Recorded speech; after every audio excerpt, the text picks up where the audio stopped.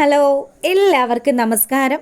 വിക്രത്തിൻ്റെയും വേദയുടെയും നാളത്തെ വിശേഷത്തിലേക്ക് എല്ലാ കൂട്ടുകാർക്കും സ്വാഗതം കേട്ടോ. അങ്ങനെ നമ്മുടെ ശങ്കരനാരായണൻ മുട്ടുമടക്കി വേദയെ വന്ന് വിളിക്കുകയാണ്. വേദയാണെങ്കിലോ, അച്ഛ ഞാൻ നന്നായിട്ട് ജീവിക്കണമെന്നാണ് അച്ഛൻ ആഗ്രഹിക്കുന്നതെങ്കിൽ ഇപ്പം ഈ നിമിഷം ഈ വീട്ടിൽ നിന്ന് പോകണം.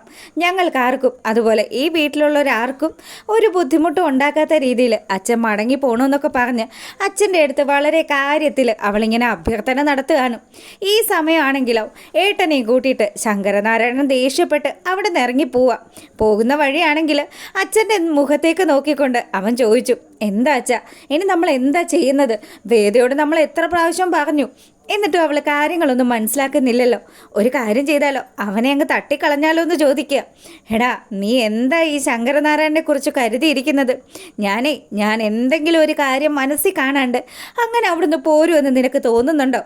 വാശിയുടെ കാര്യത്തിലാണെങ്കിൽ വേദ എന്നെക്കാട്ടിലും വലിയ വാശിക്കാരിയാണ്.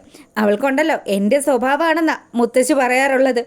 അങ്ങനെ പുള്ളിക്കാരൻ്റെ പ്ലാനും പദ്ധതികളും ഒക്കെ മകനോട് വെളിപ്പെടുത്തുക. അങ്ങനെ അവർ വീട്ടിലേക്ക് എത്തിയതും നമ്മുടെ മുത്തശ്ശിയും അതുപോലെ വേദയുടെ അമ്മ പത്മയും ഒക്കെ കൂടി ഓടി വന്നു. എന്തായി ശങ്കരേട്ട, പോയിട്ട് കാര്യങ്ങളൊക്കെ ശരിയായോ? വേദമോൾ എവിടെ? ഞാൻ വേദമോളെ കാത്തിരിക്കുമായിരുന്നു എന്നൊക്കെ പറഞ്ഞ് അമ്മ വളരെ സങ്കടത്തിൽ ഓടി വന്ന് ശങ്കരൻ്റെ അടുത്ത് വരിക. അപ്പോൾ ശങ്കരൻ പറഞ്ഞു, എൻ്റെ പൊന്നമ്മേ, എന്ത് പറഞ്ഞിട്ടും ഒരു കാര്യമില്ല. അവൾ ഇപ്പോഴും ആ സ്ഥലത്ത് തന്നെ നിൽക്കുക. അവൾക്ക് എത്ര പറഞ്ഞിട്ടും കാര്യങ്ങളൊന്നും മനസ്സിലാവുന്നില്ല.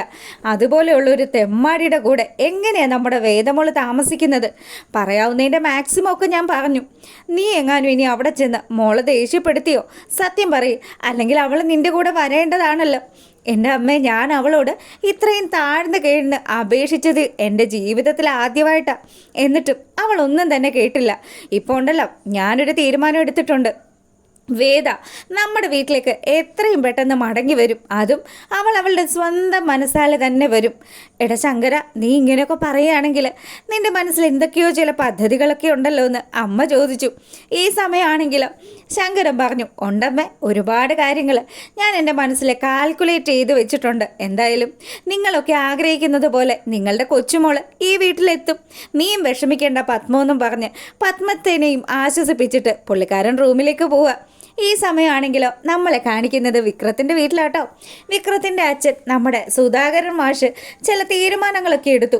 എന്തായാലും വേദ ഈ വീട്ടിൽ നിന്ന് പോകാനുള്ള ഒരു തീരുമാനമില്ല. അങ്ങനെയാണെങ്കിൽ പിന്നെ വേദ ഇവിടുന്ന് ഓടിച്ചിട്ട് തന്നെ കാര്യം. അതുകൊണ്ട് തന്നെ മാഷാണെങ്കിൽ നമ്മുടെ കമലയെ വിളിച്ചു. കമലെ, ഇവിടെ വന്ന് എനിക്ക് നിന്നോട് ചില കാര്യങ്ങൾ സംസാരിക്കാനുണ്ടെന്ന് പറഞ്ഞു.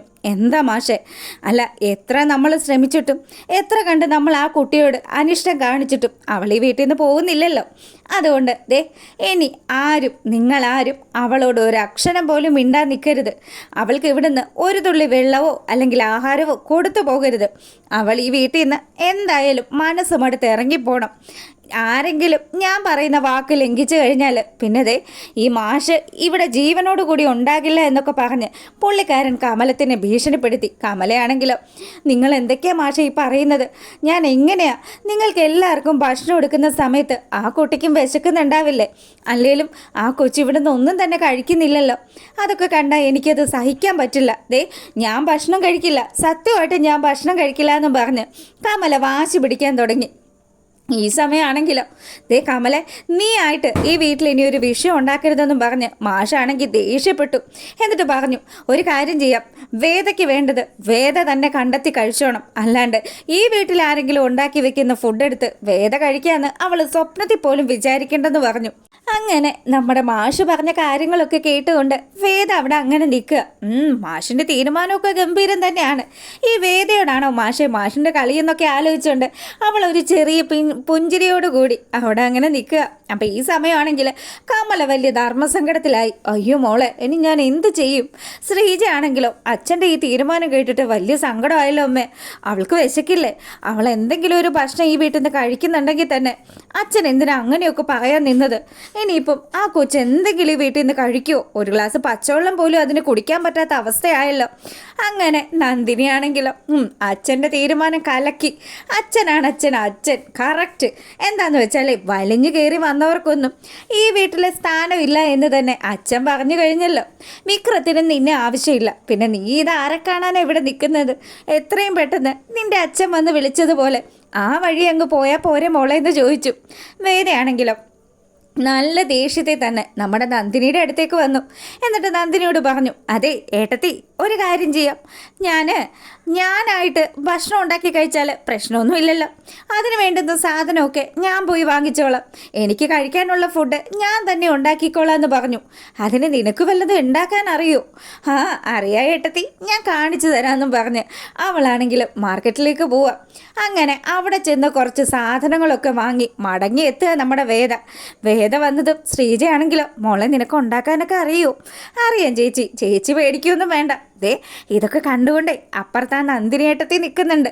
ചെറിയൊരു പണി കൊടുക്കാമെന്ന് പറഞ്ഞ് കയ്യിലിരുന്ന സവാള തെറ്റിച്ച് നമ്മുടെ നന്ദിനിയുടെ ദേഹത്തേക്ക് തട്ടിയിടുകയാണ് വേദ. അങ്ങനെ ചെറിയ ചെറിയ കുസൃതികൾ കാണിച്ചു. അങ്ങനെ അവരോടൊക്കെ വലിയ രീതിയിൽ ഇണങ്ങിയും നമ്മുടെ വേദ ആ വീട്ടിലെ ഒരു അംഗമായി മാറുകയാണ്.